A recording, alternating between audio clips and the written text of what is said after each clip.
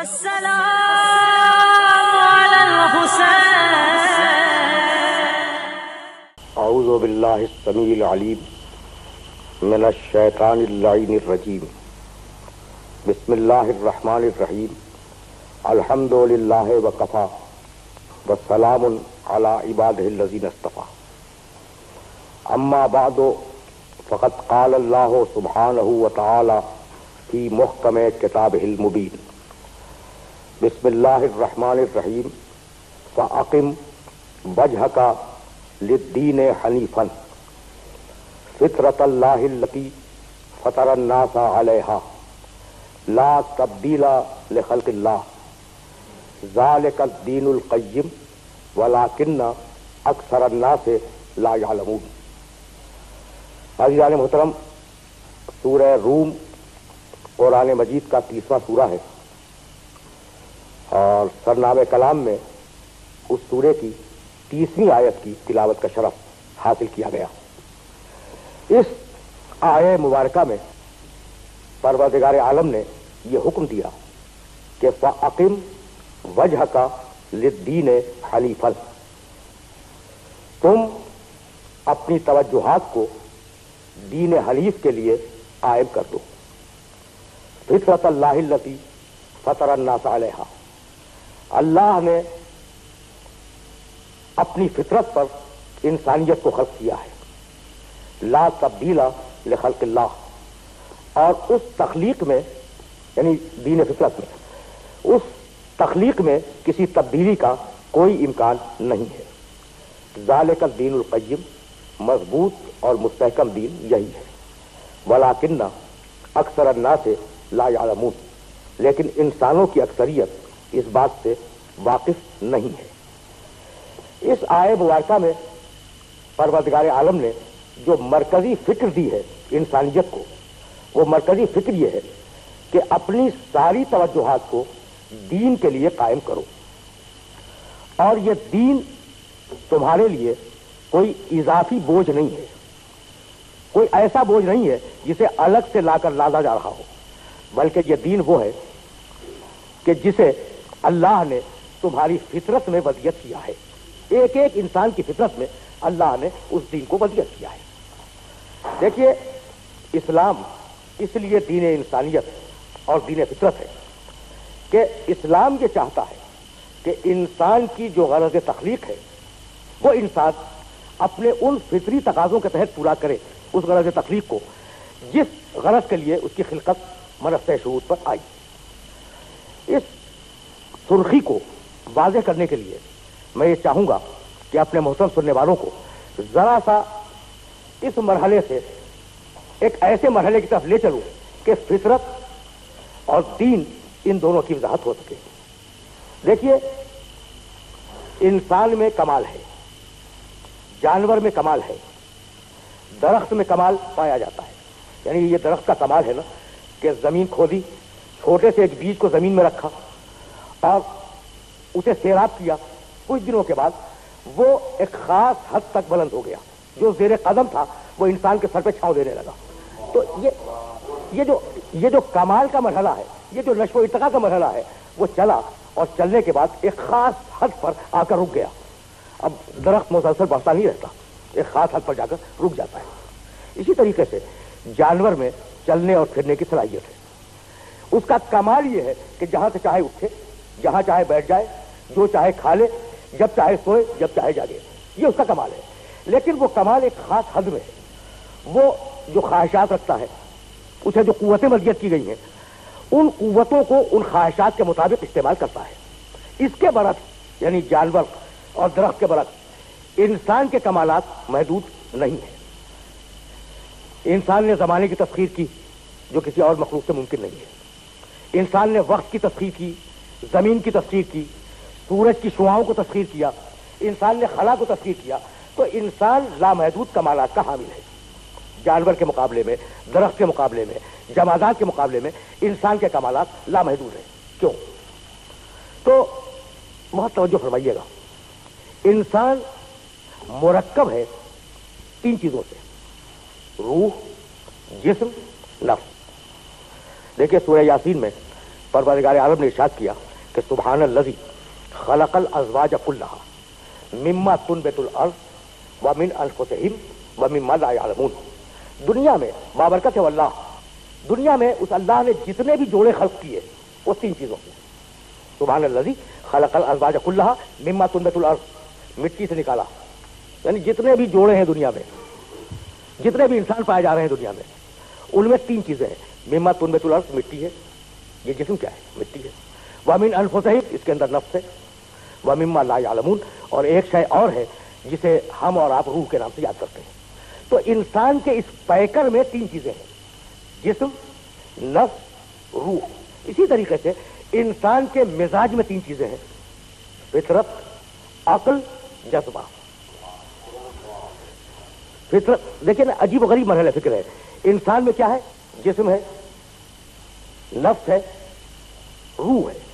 रूह का तकाजा अक्ल, नफ्स का तकाजा जज्बा। मैं बहुत बात अर्ज कर रहा हूं। रूह का तकाजा है अक्ल, नफ्स का तकाजा है जज्बा। अब चीज बची क्या? भाई रूह का तकाजा हो गया अक्ल, जिस्म का तकाजा, नफ्स का तकाजा, वो जज्बा हो गया। अब एक चीज बची, वो है जिस्म। जिस्म का तकाजा है इंसान की फितरत, और इसी फितरत तक ला रहा हूं जिसका नाम है इंसानियत। अच्छा, तो जब तीन चीजें हैं तो इंसान का जौहर अक्ल वो जौहर है जिसकी बुनियाद पर इंसान को मुमय्यज और बुलंद किया गया सारी मखलूकात से। लेकिन इस मरहले पर मैं अपने मोहतरम सुनने वालों की खिदमत में, ये सब तमहीदी मराहिल है किसी मंजिल के लिए, अपने सुनने वालों की खिदमत में ये अर्ज करना चाह रहा हूं कि अक्ल ही इंसान की सब कुछ नहीं है। इंसान जज्बात रखता है, मैलानात रखता है, रुझानात रखता है, और कभी कभी ऐसा होता है, इसे आप आजमा के देख लें, कभी कभी ऐसा होता है कि इंसान की अक्ल उसकी ख्वाहिश, उसके जज्बे, उसके रुझान और उसके मैलान के ताबे होकर काम करती है। ये तजर्बे की बात है और मुशाहिदे की बात है। यानी अक्ल है मेरे पास अक्ल है, लेकिन मेरी अक्ल ताबे हो गई है मेरी ख्वाहिश के, मेरे जज्बे के। मसलन इंसान को किसी अच्छी सी नौकरी की तलाश है, ये उसकी ख्वाहिश है, ये उसका जज्बा है, ये उसका रुझान है, ये उसका मैलान है, वो एक अच्छी सी नौकरी चाहता है। अब अक्ल ने तलाश शुरू की कि नौकरी को हासिल करने का जरिया क्या है। अब अक्ल को ये नहीं देखना है, यानी नहीं देखती अक्ल कि सही तरीका क्या है नौकरी हासिल करने का, गलत तरीका है नौकरी हासिल क्या है नौकरी हासिल करने का, सही हो या गलत, अक्ल तरीका वदा करती है और उस तरीके से उस नौकरी को हासिल कर लेती है। तो ख्वाहिश ने हुक्मरानी की अक्ल के ऊपर। कभी ऐसा होता है कि इंसान ने जुर्म किया, ज़मीर ने उसे मलामत की, इंसान से कोई जुर्म हुआ और ज़मीर ने उसको इंसान को मलामत की कि तुमने अच्छा नहीं किया। अब अक्ल का रोल सामने आया, अक्ल ने जवाब पेश करने शुरू कर दिए कि नहीं, तुम जो ज़मीर से अक्ल कहती है, तुम जो एतराज कर रहे हो ये एतराज दुरुस्त नहीं है। मैं मिसाल दे दूं, इंसान ने रिश्वत ली।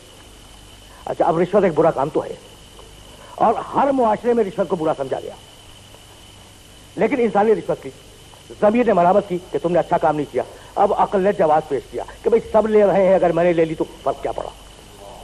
अब जवाब दिया ना, अक्ल ने जवाब दिया। तो जज्बा इंसान में ख्वाहिश पैदा करता है, अक्ल उस ख्वाहिश तक पहुंचने के लिए सही या गलत रास्ते तलाश करती है, और जब उस काम को अंजाम दे लेती है तो उस गलत मंतिक के लिए जवाब तलाश करती है। तो अगर खुदा परस्ती को, दीन को और उबूदियत और बंदगी को अक्ल पर मबनी कर दिया जाता तो इस बात का खतरा था कि सही और गलत की तब चूंकि तमीज अक्ल नहीं कर सकती, इस बात का खतरा था कि अक्ल अपनी कोशिशों और काविशों से एक ऐसी मंजिल तक पहुंच जाए जो गलत हो। इसीलिए परवरदिगार आलम ने खुदा परस्ती को, बंदगी को और दीन को अक्ल पर मबनी नहीं किया बल्कि फितरत पर मबनी किया। इसलिए कि फितरत में गलती नहीं है। देखिए, बहुत नाजुक और बहुत अजीब मरहला है जहां सुनने वालों को रोकना चाह रहा हूं। अक्ल बदल जाती है, कभी सही फैसले तक पहुंचेगी, कभी गलत फैसले तक पहुंचेगी, लेकिन फितरत हमेशा वो करेगी जो उसकी जात में और उसकी तीनत में वदियत किया गया है। अगर ये बात वाज़ेह हो गई हो तो मैं आपके सामने आदत और फितरत का फर्क रखना चाह रहा हूं। देखिए, आदम अलैहिस्सलाम के अहद में इंसान का दीन उसकी फितरत थी, जो इंसान की फितरत है वही उसका दीन है। मैं मिसाल दे दूं, भाई नाबालिग बच्चा, वो लड़का हो या लड़की हो, 15 साल से कबल, लड़की 9 साल से कबल बालिग नहीं है, उस पर नमाज वाजिब नहीं, रोजा वाजिब नहीं, हज वाजिब नहीं, कोई कानून वाजिब नहीं है। अच्छा, मुल्क के कवानीन भी नाबालिग पे लागू नहीं होते। तो वो बच्चा जो नाबालिग है वो अपने माँ बाप की निगरानी में रहता है और अपने फितरी ज़ाबितों के मुताबिक जिंदगी गुजारता है। जब वो बालिग हो जाता है उसके बाद उस पर कवानीन और शरीयतें लागू होने लगती हैं। इसी तरीके से अहद आदम अलैहिस्सलाम का इंसान चूंकि बुलूग की हद से पहले की उम्र में था, इसलिए उस पर कोई शरीयत लागू नहीं हुई और परवरदिगार ने उसे आदम जैसे बाप की निगरानी में रखा कि तुम अपने फितरी जिम्मेदारियों को पूरा करो, तुम पर कोई कानून और कोई शरीयत लागू नहीं है। यही सबब है कि कुरान मजीद ने मुख्तलिफ मकामात पर इरशाद किया है, वमा कान अन्नासु इल्ला उम्मतन वाहिदा, में पूरी इंसानियत एक उम्मत थी। सूरह बकरा में कहा कान अन्नासु उम्मतन वाहिदतन वबअसल्लाहु नबिय्यीन मुबश्शिरीन व मुनज़िरीन, पूरी इंसानियत उम्मत वाहिदा थी। अच्छा, ये पूरी इंसानियत जब उम्मत वाहिदा थी तो थी किस दिन पर? है ना काबिल गौर बात, तो किस दिन पे थी? वो दिन जो फितरत के अंदर रखा गया है। इसलिए कि सूरह आराफ में एक आयत है और उस आयत का मफहूम यह है कि परवरदिगार ने फर्जंदान आदम में से एक एक से सवाल किया। वो आलम अरवाह की बात है, आलम ज़र की, यौम अलस की, एक एक से सवाल किया। अलस्तु बिरब्बिकुम, क्या मैं तुम्हारा रब नहीं हूं? कालू बला, सारी रूहों ने आवाज दी कि परवरदिगार क्यों नहीं, तू ही हमारा रब है। तो अब यह खिताब बिला वास्ता है, किसी फरिश्ते के जरिए नहीं हुआ। जिब्रील इस खिताब को लेकर इंसानों तक नहीं आए, बड़ा रास्त खिताब आया। अच्छा, तो यह खिताब कब आया? जब इंसान जर्रात की सूरत में था, यानी आलम अरवाह की बात कर रहा हूं आपसे। जब इंसान जर्रात की सूरत में था, हर इंसान से यह सवाल किया गया कि क्या मैं तुम्हारा रब नहीं हूं? अल्लाह ने पूछा।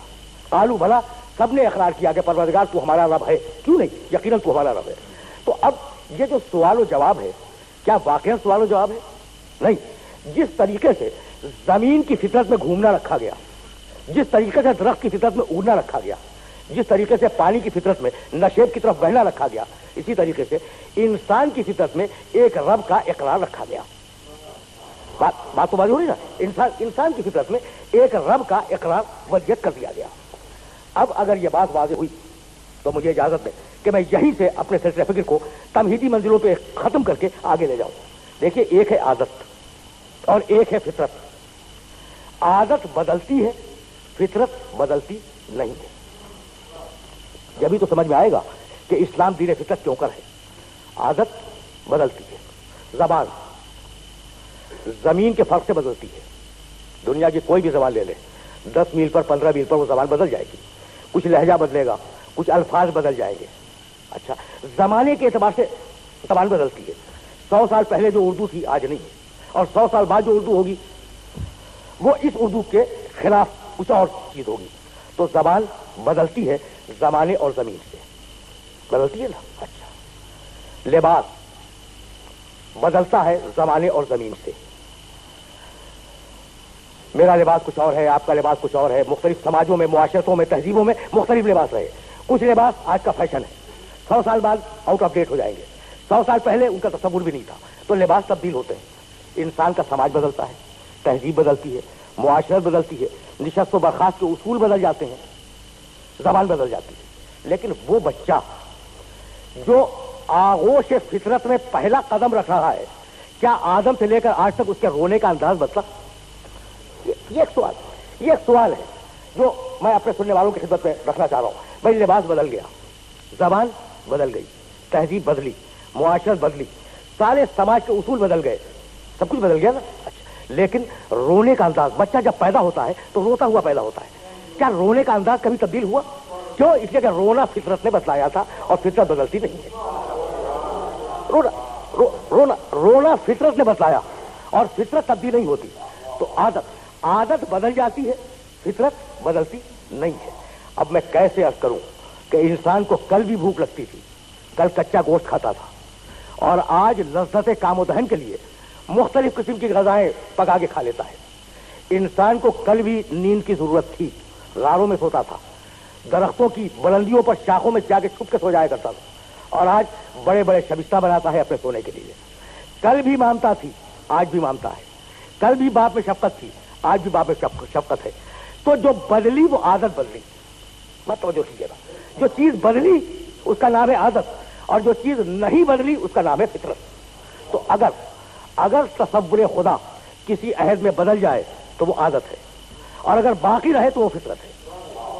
بہت ہی سیدھی اور بہت آسان بات اپنے سننے والوں کی خدمت میں نے عرض کی. اگر عبودیت بدل جائے تو عادت ہے, اگر عبودیت نہ بدلے تو فطرت ہے.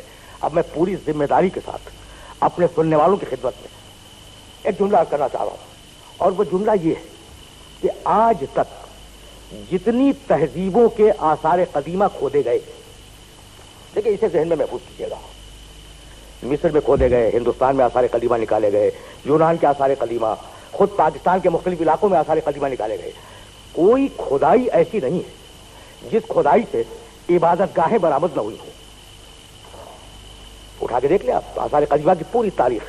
موہنجودارو کے کھڈر کو دیکھیں, اس میں بھی کھدائی ہے, عبادت گاہ نکلی, بت نکلے, ایسی تختیاں نکلی جس پر حمد تھی, مناجات تھی, دعائیں تھیں, نظم میں بھی تھیں اور نثر میں بھی تھیں. اچھا, تو دنیا کا کوئی معاشرہ ایسا نہیں گزرا جس میں خدا کا تصور موجود نہ ہو. طے ہوگی نا بات. اگر عادت ہوتی تو تصور بدل جاتا. اس کا مطلب یہ ہے کہ خدا کا تصور انسان کی فطرت میں داخل ہے. لیکن میرا سننے والا اس مقام پر ایک سوال کر سکتا ہے, اور وہ سوال حق بجانب ہوگا کہ جناب آپ یہ کہتے ہیں کہ کھدائیوں سے آثار نکلے کہ خدا کا تصور ہے, لیکن جہاں سے بھی کھدائی ہوئی وہاں سے بت نکلا.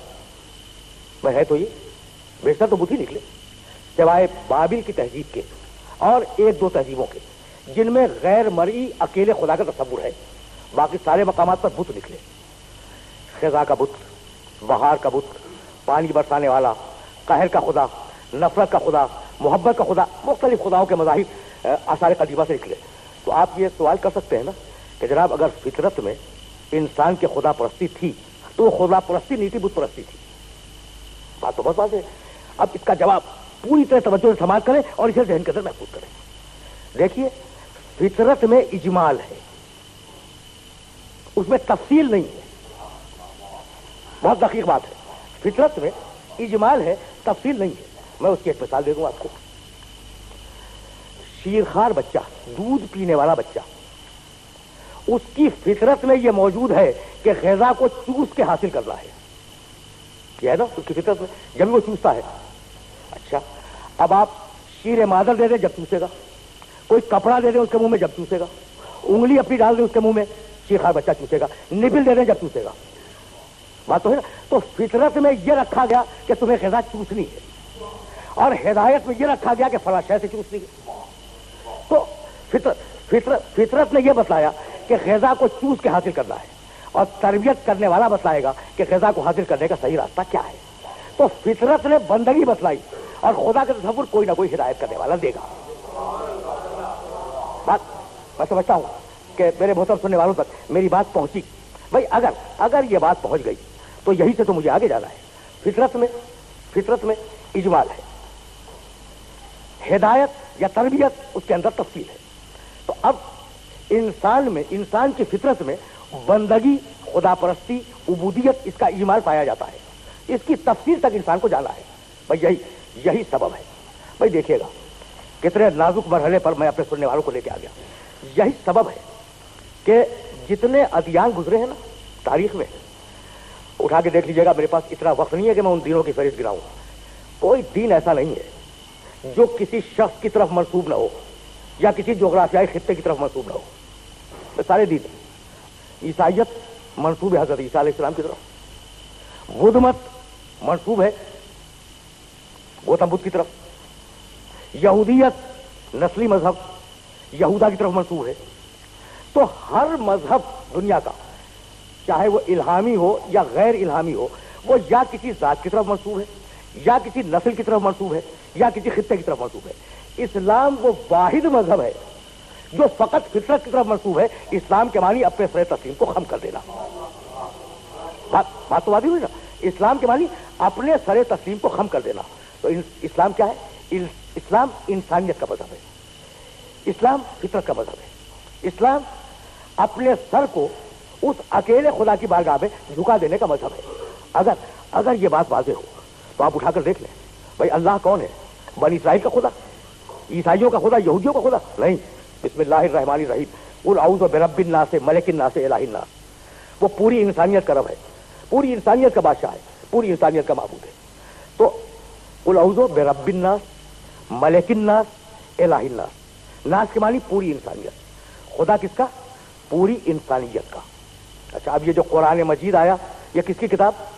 शहरो रमजान अल्लज़ी उनज़िला फ़ीहिल कुरान हुदन लिन्नास।